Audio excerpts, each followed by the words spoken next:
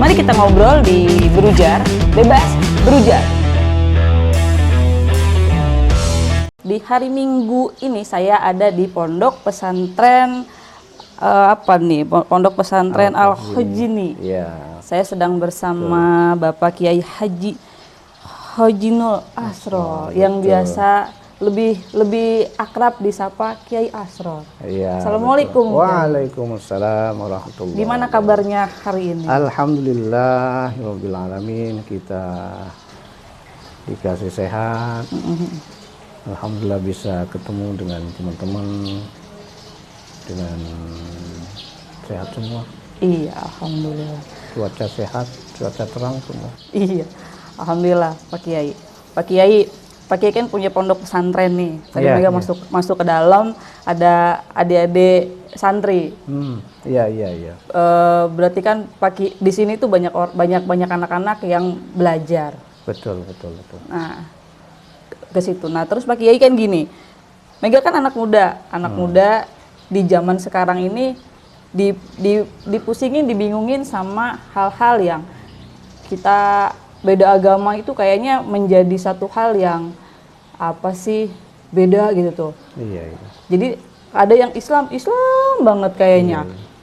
Mereka punya teman yang kayaknya Islamnya terlalu Islam gitu Pak Kiai. Jadi apa-apa tuh kayaknya Islam itu harus keras. Apakah Islam sekeras itu Pak Kiai? Iya.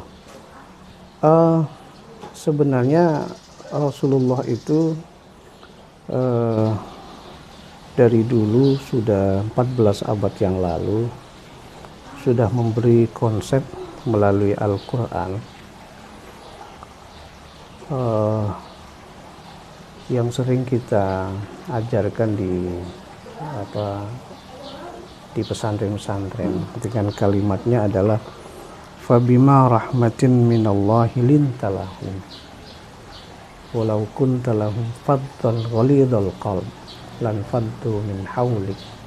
Itu kalimatnya begitu. Nah, ini sering dipelajari di pesantren-pesantren di kita.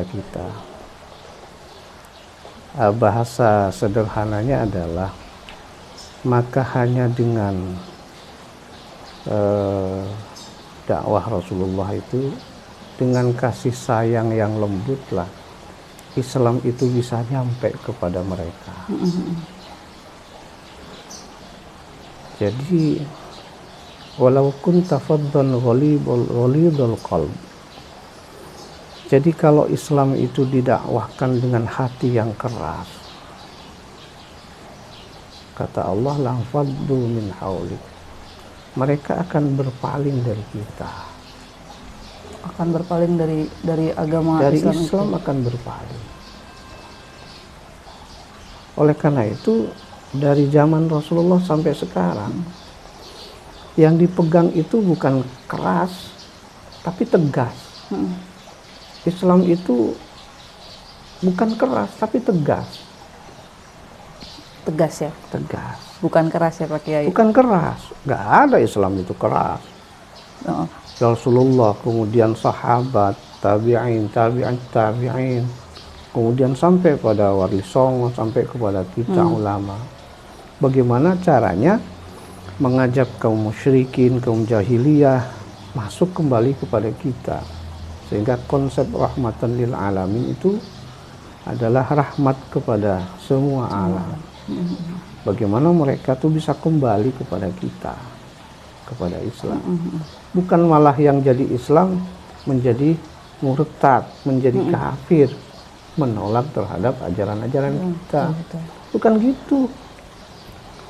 Justru dengan Islam keras, maka yang Islam nanti yang Muslim akan keluar kepada Islam. Kira-kira seperti itu. Menarik nih Pak Kiai, karena kan mereka tuh pengen tahu banget kan kayak kata kalimat-kalimat radikalisme, terorisme, ini tuh di beberapa tahun belakangan ini kayak nggak asing nama ini gitu. Sebenarnya radikalisme itu apa sih Pak Kiai? Baik, sebelum ke sana barangkali ada sebuah contoh, ada sebuah cerita menarik yang disampaikan oleh teman kepada saya. Di daerah barat di Australia itu ada teman yang mau masuk Islam itu. Di kelompok minhum ya, kelompok mereka itu. Mereka cerita ke kita. Mereka tertarik pada ajaran Islam yang begitu solutif menurut mereka. Cuman pada saat itu begitu kompaknya Islam, begitu luar biasanya Islam. Tapi kebetulan mungkin si teman ini masuk kepada Islamnya yang mungkin yang begitu ketat yang tadi itu keras. Islam harus sholat, harus patuh, harus begitu betul ya. Yang kedua, tahapan keduanya adalah ketika kalian masuk Islam katanya kamu harus disunat. Buat laki-laki. Buat laki-laki katanya. Sementara dia sudah usianya di atas 40 tahun. Kalimat sunat itu hukumnya wajib. Padahal dia baru masuk Islam. Jadi hitam putih memaknai Islam ini. Kemudian yang selanjutnya, sementara di sisi lain dia harus zakat, harus ini, harus itu. Bagi dia pemahaman Islam itu bagaimana saya harus sunat itu. Sementara usia saya sudah tua. 40 ke atas gitu. Repotlah dia. Apa ini yang ajaran Islam yang sebenarnya gitu. Akhirnya teman saya ini bingung. Islam ini begini bagaimana gitu akhirnya. Nah ini kalau masuk pada Islam yang keras memang seperti itu. Padahal menurut Islam sunnah itu tidak wajib gitu. Yang penting dia kepatuhan, nilai-nilai kepatuhan bagaimana memahami Islam yang sebenarnya. Sunat dalam pengertian sunnah yang tadi itu sunat yang menghilangkan kotoran. Iya. Kemudian memaknai apa tadi pertanyaan? Jadi pertanyaan Mega tuh kata radikalisme dan terorisme itu kan akhir-akhir ini nggak asing di telinga itu Pak Kiai. Kayaknya itu tuh biasa gitu. Sebenarnya radikalisme itu apa sih? Iya. Saya itu dulu pernah sedikit membaca tentang fatwa dari Majelis Ulama Indonesia ya. Dan ini sebenarnya sudah keluar fatwanya bahwa kalau sudah itu menyangkut dari ideologi. Kalau sudah isme itu sudah mereka unsur ke ideologi kekerasan yang menyangkut masyarakat, menyangkut kekerasan ke itu itu. Jadi mereka yang menakut-nakuti, mereka yang mengintimidasi itu, mereka itu yang tidak diperbolehkan menurut agama, apapun bentuknya. Tadi pagi kita dalam kitab Bahjatul Wasail, sayang saya tidak, oh iya ada. Saya sedikit baca.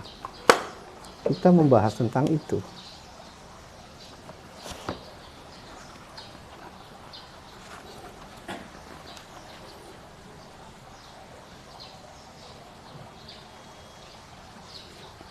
Tadi itu Rasulullah dalam hadisnya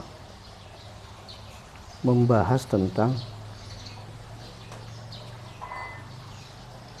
3 hari kita bermusuhan saja tidak boleh. 3 hari. Apalagi lebih. Kalau kemudian kita itu meninggal dalam hal itu, maka meninggalnya dalam keadaan su'ul khotimah kata Rasulullah.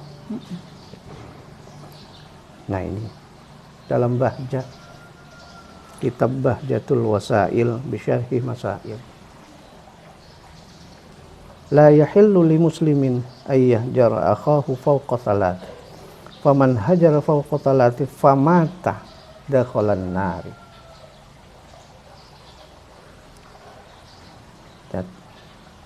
Henteu halal pikeun jalma muslim, tidak pahala tidak akan diridhai oleh Allah bagi seorang muslim yang saling bermusuhan satu sama lain.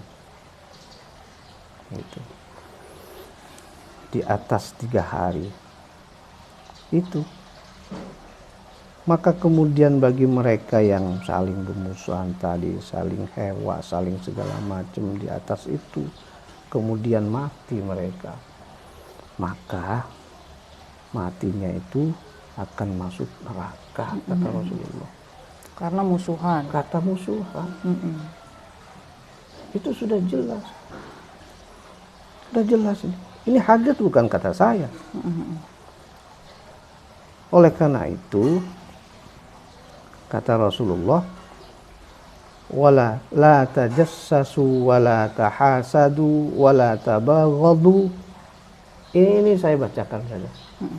Ulah siling ngomongkeun, ulah siling hasud, ulah siling hewa. Jangan saling ngomongkan, saling hasud, saling marah. Kalau kalian ingin menjadi saudara, menjadi hamba-hamba yang baik di mata Allah. Intinya mah harus akur lah Pak Kiai ya. Harus akur. Harus bareng-bareng ya. Ini kata beliau nih, kata Imam siapa? Nawawi. Bukan kata saya. Nah, kaitan dengan terorisme. Nah, kalau terorisme orang menakut-nakuti, gimana orang menjadi saudara? Kira-kira dulu gitu. Ya. Akur tuh? Oh, enggak. Gimana kita mau saudara sih, mereka sering ngomong, Iya, benar-benar. siling benci, siling marah. Kalau kamu tidak masuk golongan saya, paehan wae, bunuh aja. Nah, Kira-kira itu dia. gitu nggak itu? Betul Kiai. Kalau dia bukan golongan saya, bom saja. Kira-kira gitu nggak? Visi misinya begitu. Betul. Kira-kira gitu tuh. Nah, ini yang kita khawatirkan. Kan mega potong Pak Kiai. Jadi kan banyak kejadian nih yang waktu itu di daerah mana, Cirebon kalau nggak salah, ada yang dia meledakkan diri di masjid, terus yang sekeluarga meledakkan diri di depan gereja, Iya. terus pos polisi dilempar bom. Yang terbaru yang kemarin, yang ibu-ibu yang di Mandalika lagi standing applause itu. karena keren, tercapai sukses. Ibu-ibu ini malah balapan Betul. bukan balapan sih, maksudnya nabrakin diri di Polres kalau nggak salah, Polres, ya. karena beda pemahaman. Nah berarti kan apa sih namanya, radikalisme, pemahaman radikalisme ini Ideologi ideologi tadi. itu kan sudah menyebar di banyak masyarakat. Betul. Nah menurut Pak Kiai, yang menyebabkan kok kita sama-sama Islam, sama-sama beragama Islam, Muslim, kok bisa terpapar itu dari mana sih Pak Kiai? Apa dari pendidikan sekolah kah, di kampus kah, atau lingkungan? Itu gimana sih Pak Kiai? Saya melihatnya banyak faktor ya. Pertama, kekurangan pengetahuan ya. Mereka mungkin kurang pengetahuan karena memahami. Ya, pengetahuan itu pertama adalah ngaji, barangkali yang ngajinya babnya. Kalau baru bab pertama, bab kedua itu tacan nepi kalau bahasa kita. Kalau sudah nepi, insya Allah nggak sampai sejauh itu. Yang kedua, ya faktor ekonomi mungkin. Milio itu mohon maaf, faktor lingkungan yang mempengaruhi dia. Mungkin milio yang mengajak dia, ya ayo kita ngaji, tapi ngajinya ya seperti itu aja. Terus dijeli juga aliran atau pemahaman seperti itu. Tadinya luas, tapi dipersempit di kamaran. Kamaran. Akhirnya kecil, persempit ruang geraknya. Yang tadinya kita luas, itu pemahaman, jadi persempit. Jadi geraknya hanya segitu-gitu aja taunya. Islam itu hanya segitu-gitu aja. Harus sekeras itu? Harus keras Islam itu. Sampai nanti bapaknya ditentang, ibunya ditentang, keluarganya ditentang. Karena beda paham. Karena beda paham. Padahal nggak gituan. Yang seterusnya adalah faktor ekonomi yang paling. Faktor ekonomi ya? Faktor ekonomi. Karena ada yang lebih tinggi memberi sesuatu kepada dia. misalkan. Padahal hanya janji-janji belaka. Nah, berarti kan pergerakan kita boleh sebut teroris nggak sih, Pak Kiai? Iya. Misalnya pergerakan kelompok-kelompok radikal atau teroris Itu ini? namanya jaringan. Jaringan. Berarti kan mereka pergerakannya masih, Pak Kiai? Masih. Sampai sebegitu banyak, dan mungkin di Indonesia ini kelompok itu terus Ada beranak kan gitu. jaringannya, dan itu bukan domain kita untuk bicara itu. Nanti serahkan kepada teman-teman yang punya hak untuk itu. Untuk Agak ngeri juga ya. Iya.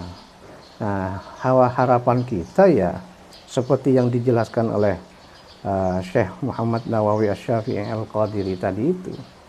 Harapan kita supaya kita hatinya tergerak. Bagaimana kita tidak tajassasu wa tabaghadu wala tahasadu. Ulah saling ngomongkan, ulah saling hasud, ulah saling bendu, saling hewa. Mega penasaran gini, Pak Kiai. Kan kita ngomongin keyakinan ya. Kita ngomongin keyakinan, ya agama itu kan keyakinan ya Pak Kiai. Kok bisa-bisanya sih orang terpengaruh sama dia harus jadi jahat gitu, harus yang bunuh orang itu halal. Kalau kita mati karena jihad versi kelompok itu, upahnya, hadiahnya surga dan dikumpulin sama bidadari-bidadari. Ada banyak kalau nggak salah bidadarinya, 72. Apa maksudnya? Apa kita hanya didoktrin, hanya pencapaiannya itu kok bisa-bisanya orang mau meledakkan diri? Segitu lemahkah gitu? Pemahaman sakit itu mah. Keren. Pemahaman sakit itu. Jadi kalau air itu gelas segitu, cukupnya segitu aja. Iya, benar-benar. Menurut Pak Kiai, kan yang kayak gitu tuh, yang kelompok-kelompok itu kan memahami Islam dengan versi keras, versi jahat lah Pak Kiai. Karena kan mereka menghalalkan membunuh, menyakiti orang lain yang nggak bersalah. Apakah itu sejalan dengan ajaran Islam untuk sekarang ini gitu loh? Ya menurut mereka jihad padahal jahat. Iya, jihad padahal jahat. Iya. Benar-benar. Jihad itu tidak hanya itu saja. Jihad itu dalam konteks kekinian dulu itu mengangkat perang. Itu konteksnya berperang pada saat itu. Konteksnya pada zaman Rasulullah. Dan pada saat ini melawan perang itu Allahu Akbar itu beneran Rasulullah hanya beberapa kali. Tapi sekarang yang namanya jihad itu melawan kemiskinan, melawan kebodohan. Itu jihad, itu makna jihad yang sebenarnya. Iya, benar-benar. Itu namanya jihad. Kalau perang di sini dimaknai jihad, perang dengan siapa? Perang dengan saudara sendiri mungkin. Nah itu coba difikirkan. Iya. Fisabilillah, ya apa maksudnya perang dengan pemerintah? Sekarang beda dikit sama kelompok itu kita dicap kafir. Itu dia. Barang siapa yang mengatakan kafir kepada saudaranya sendiri, apalagi sama muslim, maka sebenarnya dialah yang kafir. Dia yang kafir ya. Itu. Tapi itu kan, tapi kan kalimat-kalimat itu udah kayaknya udah biasa banget lah. Itu. Kalau baca hadis, tekstual hadis ya, sebenarnya masa kafir, dia orang musyrik, dia itu Yahudi ya Pak.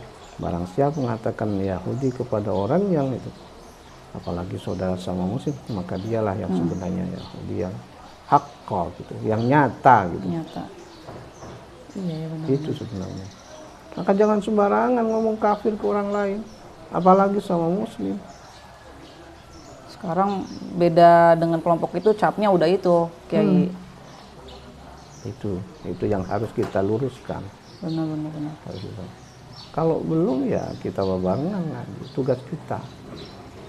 Nah, Pak Kiai, kan mengedukasi masyarakat itu kan sulit ya, Pak Kiai. Mengedukasi masyarakat itu adalah hal yang sulit karena ya tadi itu kita sudah belajar untuk berbeda. Dalam Islam pun beda-beda, ada NU, Muhammadiyah, ya banyak lah. Itu kan sudah beda. Jadi gimana mengedukasinya untuk ngasih pemahaman yang betul terhadap masyarakat gitu. Jangan berhenti. Yang dicari itu jangan perbedaan. Terus Carilah aja gitu. persamaan. Iya, iya. Carilah persamaan untuk merajut perbedaan tadi itu. Itu yang lebih baik menurut saya. Jadi mencari persamaan untuk merajut perbedaan. Bukan mencari perbedaan. Mencari titik persamaan untuk merajut perbedaan tadi. Kalau mencari perbedaan semuanya beda. Iya. Gitu. Betul. Mulai ujung nak sampai kaki amat mulai leureun teh perbedaan mah. Organisasi memang beda, lebaran kapan, penentuan awal puasa Udah beda. Awal ujung perang lain mah ya. Iya benar. Tetapi kita cari titik persamaan untuk merajut perbedaan tadi itu. Gitu. Tapi kalau kita pada titik itu insya Allah aman. Nah ini tugas KBH, bukan tugas dari itu saja organisasi, tapi tugas semuanya. Kalau kita sama satu visi, satu misi untuk membangun bangsa dan negara kita yang aman, yang kondusif, itu bukan tugas kita ulama, tapi umara, organisasi, masyarakat itu punya tujuan yang sama untuk membangun bangsa dan negara kita, menjaga bangsa dan negara kita dari rongrongan orang-orang yang tidak bertanggung jawab itu. Betul. Bertanggung jawab saya saja misalkan sebagai ulama, sebagai masyarakat, sebagai media, pegiat media. Ayo suarakan. Bagaimana bangsa dan negara ini tidak dirongrong oleh mereka, kelompok-kelompok yang intoleran, kelompok-kelompok yang radikal misalkan. Ayo kita jaga, kita rawat bangsa kita ini. Nah, kan PKI punya pondok. Iya. Maksudnya apa pendidikan untuk hal-hal seperti itu sudah Pak Kiai kasih gitu ke santri-santri? Oh iya. Tentu saya memulainya dengan menanamkan nilai-nilai persatuan. Ketika muhadharah saja, misalkan latihan pidato setiap malam Minggu, di sini ada namanya pidato. Gitu. Latihan pidato, muhadharah namanya.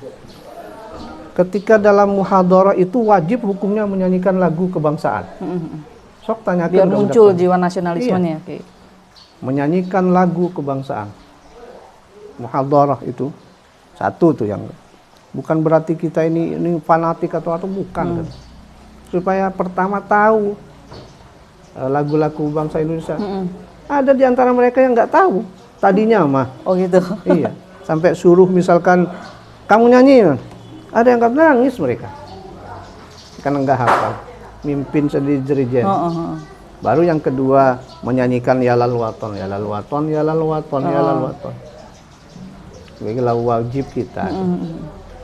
Itu sama saja lagu perjuangan itu. Iya benar. Hubbul waton minal iman. Kenapa? Karena cinta tanah air itu adalah bagian dari iman. Kita tanamkan itu. Iya benar. Kalau enggak sekarang mau kapan lagi? Mereka masih kecil-kecil, ntar dewasa mereka. Nah, Pak Kiai, waktu itu kan ada kejadian tuh waktu Pak Menteri Pak Wiranto yang ditusuk. Nah. Itu kan kejadiannya di Banten. Iya, di Menes lagi. Di Menes kan? Tetap enggak belum. Sini ya. Waduh, Itu kaget turun itu. kok bisanya kecolongan gitu? Colongan tuh. Aduh, kacau Gimana kita. itu Pak? Maksudnya itu kan tempatnya di rumah sendiri Ke Pak. rumah sendiri. Nah itu gimana itu Kaget Pak? saya juga. Agak serem ya Pak ya ada di sini itu. Oke ini berarti tugas berat nih. Tugas Pak berat. Kiai dan ya para ulama-ulama yang lain. Semuanya lah. Semuanya. Ya artinya jangan sampai hal tersebut terulang lagi. Terulang lagi. Ya tugas semua. Mohon maaf teman-teman sekalian. Itu adalah bagian dari apa ya? Ya dianggap teledor juga teledor barangkali dianggap dari sebuah keniscayaan kita bahwa hal tersebut apa ya sesuatu yang terencana bukan tidak terencana. Betul. Apapun memang qadar Allah ya qadar Allah memang cita-cita keinginan manusia mungkin cakal mereka dijaga aparat itu ya kena juga dia. Berarti kan itu kelompok itu memang masif di Banten, Pak Kiai. Masih. Waduh, ini PR yang luar biasa besar nih buat Pak Kiai dan ulama-ulama semuanya lah. Cuman saya tidak setuju kalau dikatakan bahwa sarang teroris itu ada di pesantren, saya kurang sepakat. Kemudian kaitkan dengan Islam dan lain, saya juga tidak sepakat. Adapun misalkan mereka pengantin dan lain-lain itu juga ada dari pondok-pondok pesantren, itu oknum saja. Oknum ya. Oknum saja. Jadi Islam itu adalah selembut-lembutnya apa ya? Ya, yang agama yang lembut lah sebenarnya. Hanya tegas. Iya, tegas. Islam itu agama yang sangat rahmat itu ya. Rahmatan lil alamin. Islam itu tegas. Di mana itu salih likulli zamanin wa makanin. Itu Islam itu. Islam itu tepat. Cocok. Agama yang tepat. Di mana saja Islam itu tepat. Tapi Pak Kiai, Mega mah sering dengar orang demo teriaknya Allahu Akbar. Tapi yang didemoin rumah apa sih, tempat hiburan malam. Dan itu ada teriak Allahu Akbar tapi ngebunuh orang.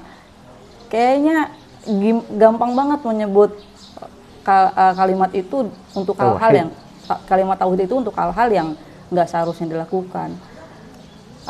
Apakah sekarang kalimat tauhid itu bergeser, Pak Kiai?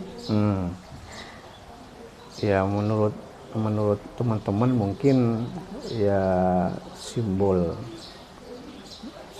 agama itu untuk kepentingan mereka sah-sah saja. Iya. Sah-sah saja, karena itu mereka untuk tujuannya amar ma'ruf nahi mungkar. Amar ma'ruf supaya hal-hal yang mereka gaungkan itu sesuai dengan ajaran mereka itu. Yang baik itu amar ma'ruf bil ma'ruf. Amar ma'ruf bil ma'ruf. Iya. Jadi negakkan kebaikan juga dengan kebaikan. Itu yang baik. Baik. Pak Kiai, netizen Brujar ini udah nggak sabar pengen bertanya. Jadi kita persilakan aja ya.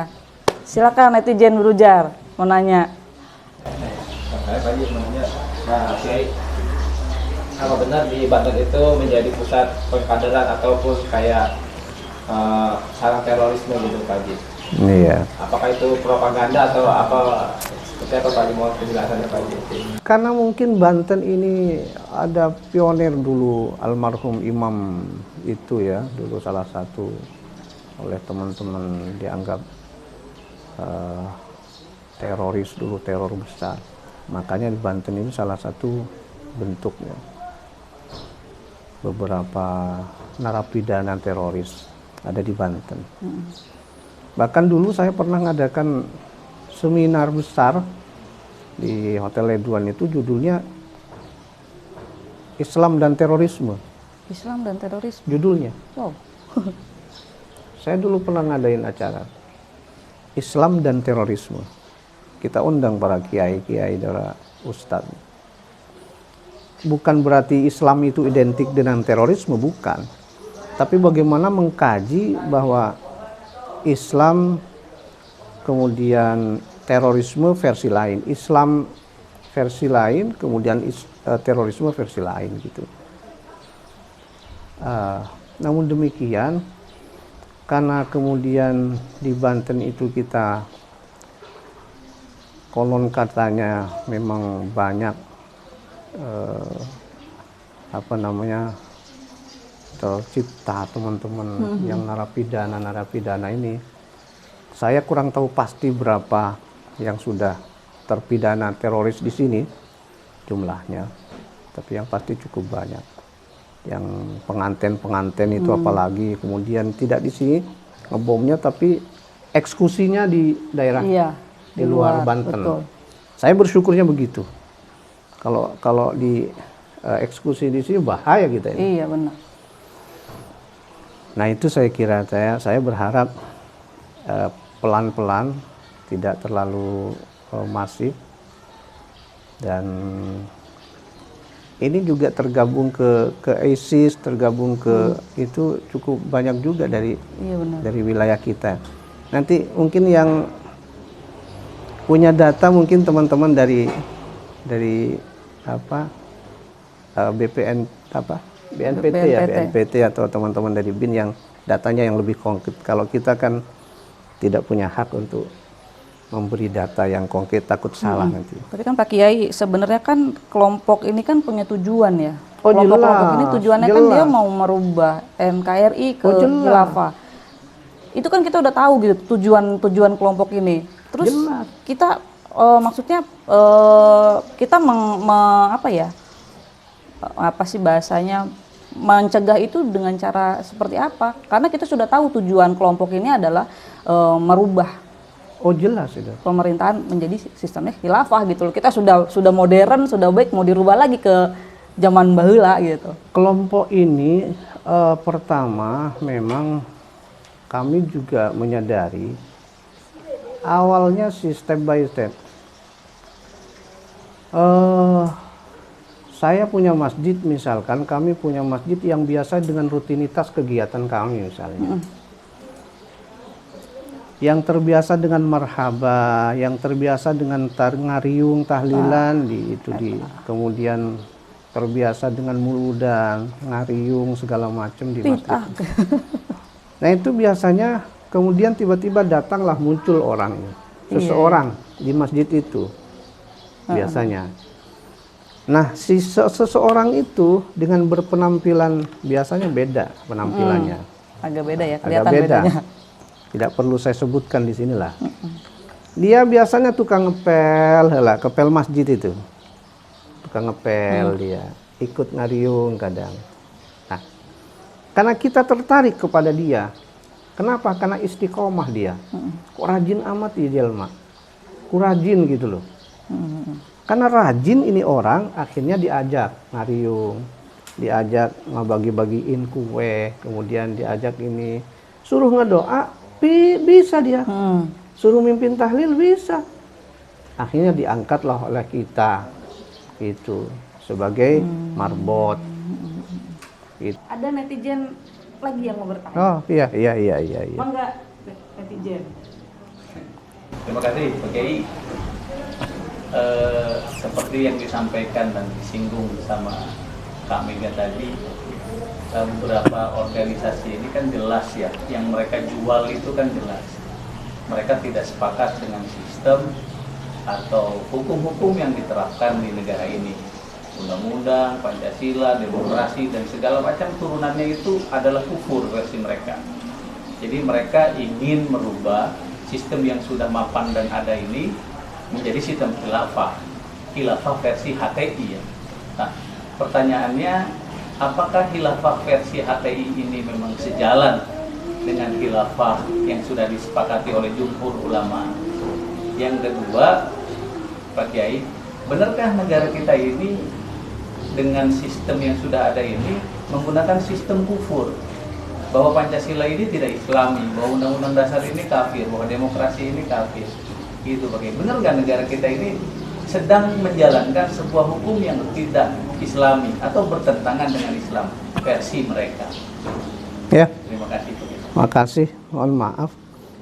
Nahdlatul Ulama itu pernah konbes di di Banjarmasin itu menetapkan 3 negara.